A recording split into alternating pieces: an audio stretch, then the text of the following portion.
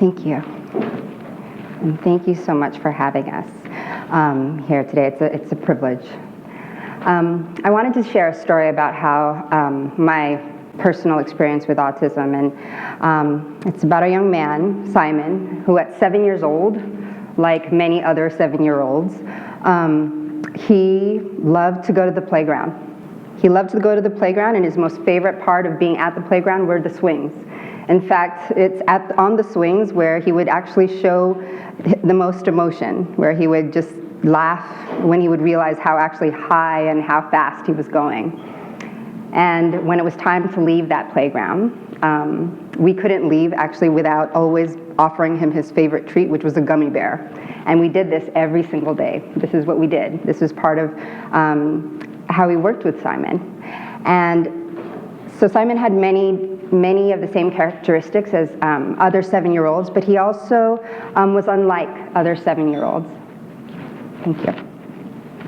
He was nonverbal, and despite the fact that he had many caregivers working with him, he would very rarely make eye contact, and it was very challenging for his parents to figure out how to communicate with him. And ultimately, he was diagnosed with severe autism.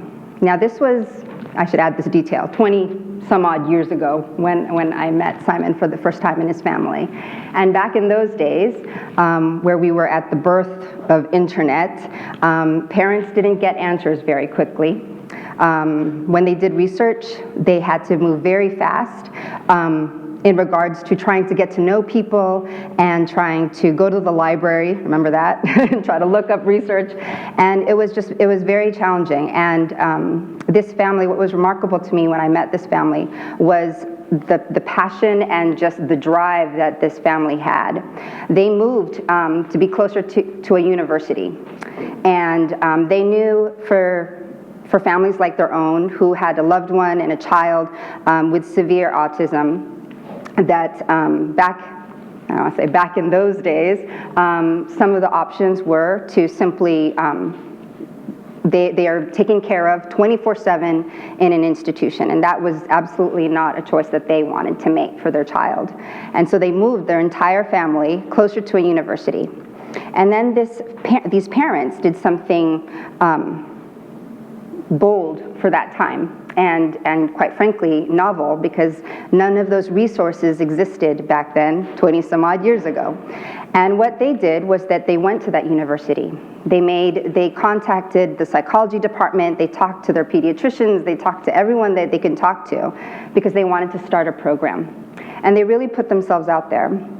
And I could only imagine, just because I understand what it is to coordinate between care systems or healthcare professionals, what that looks like, but to also add into the mix an academic institution, to get buy-in from them to say, I want to do an experiment. I would like people to come into my homes. I want to partner with you as an institution to come in and help me help my child, because this is the late 80s, early 90s, and there is nothing out there for us that I'm aware of. And she put herself out there, and she knocked on all these doors.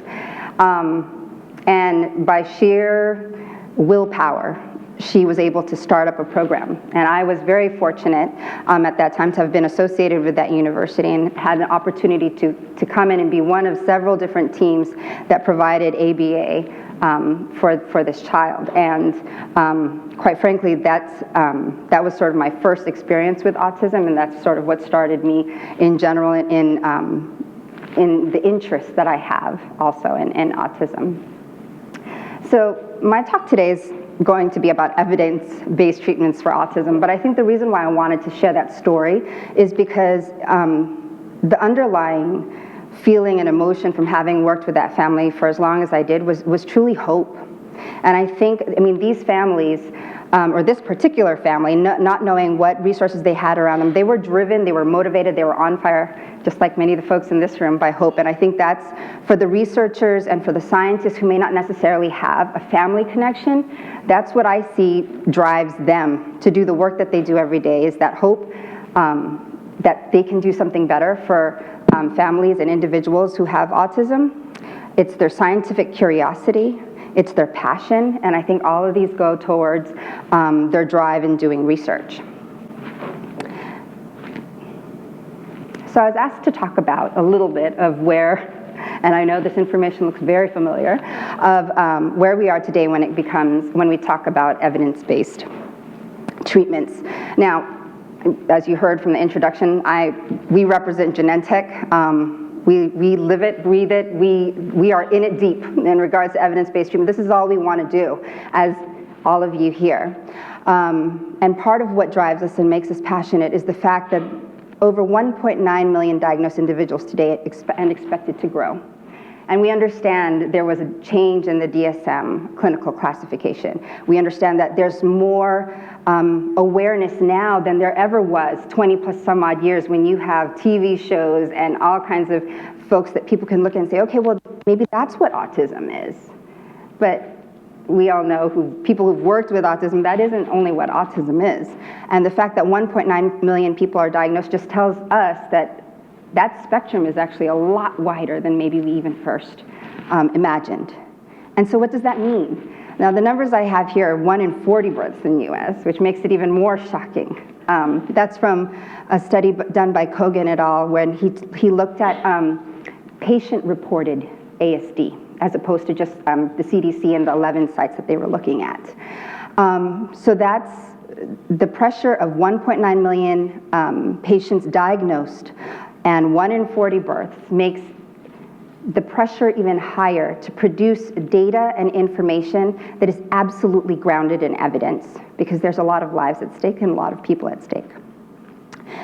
So what do we know? Maybe I'll start with something we don't know, that there is no currently approved medication for the core symptoms of autism. You'll note in the next column there that there are, fortunately, 2 FDA-approved medications for irritability. We certainly have other medications that can be prescribed for associated symptoms of autism. But we still have yet to discover what medicines there are, or what therapies, or what treatments they have that will actually treat the core social and communication deficits. And I think that's something we talked about how we've recognized some genes. We've made a lot of progress in regards to identifying genes that can be associated with autism, but still we haven't found that magic bullet of what actually causes it. And I think that what we're learning today is that just as the diagnosis is a spectrum, that even perhaps the cause, that there's more than just genes, that there's other causes for autism that can be multifactorial. It's that lovely figure that was seen earlier with just all the different, there's different causes, different symptoms that we saw earlier. And what we know today also from all the research that's been done in the past 20 years is that small improvements, particularly at a young age, can absolutely change the trajectory of these patients' lives. And so building on that, the pressure is high. When we know that if we treat earlier, if we treat in a certain way, and if we understand what the underlying phenotype of these patients are, maybe we can make a difference and change the trajectory of these patients.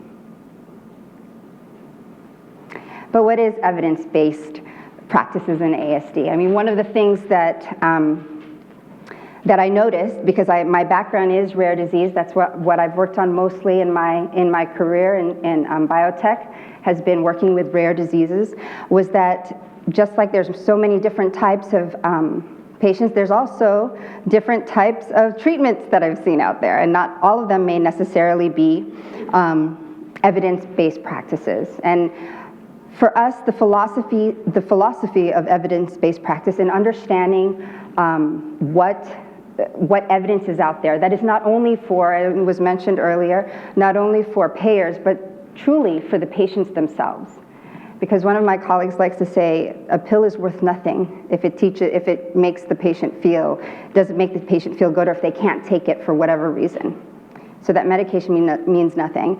And ultimately, what we hope to build when we design these clinical trials is enough evidence to say that, yes, it can't be a one-size-fits-all type of formula, but it needs to be able to show enough good and enough evidence to show proof of concept that it works in these patients. So today we know that there are several buckets.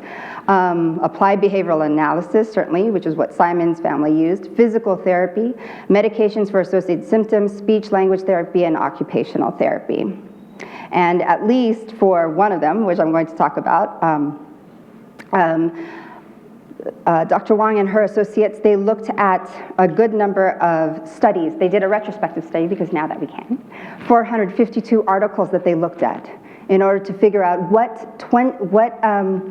what practices actually produced enough evidence-based medicine to actually move the needle and be meaningful.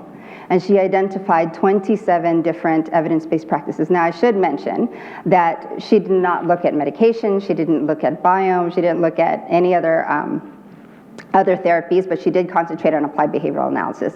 But hopefully, one would hope that as we continue to do research, that all of the other areas and practices will also be looked at. For us, and for industry at least, we stay concentrated in medications, and that is absolutely what we're focused on, in trying to make sure that we are developing the right medications at the right time for the right patients. So ultimately, we want to talk about what does the future hold? What do we still need? I think in the past, clinical trial research has been, as mentioned previously, designed to fit the needs of payers, to fit the needs of what we think that they might want to see. And what we're beginning to discover, not only in autism, but in rare disease and in actually, quite frankly, even wider than that in other therapeutic spaces, is the need to design clinical trials that ultimately fit the needs of the patients. We know that the autism population is very, very heterogeneous. We know that there are individual characteristics that are present for some but are not present in others. And that is why we have to design, and that's why we're currently designing clinical trials that fit those unmet medical needs. We certainly are absolutely reliant on professional expertise, such as those in this room, and the physicians and the families. We try very, very hard to reach out to them to make sure that we are absolutely, when we design these clinical trials, that the outcomes are not only meaningful, that are most meaningful to the patients are what is prioritized when we're designing these studies. And that is how we're going to be defining evidence-based medicine at Research Genentech. Thank you.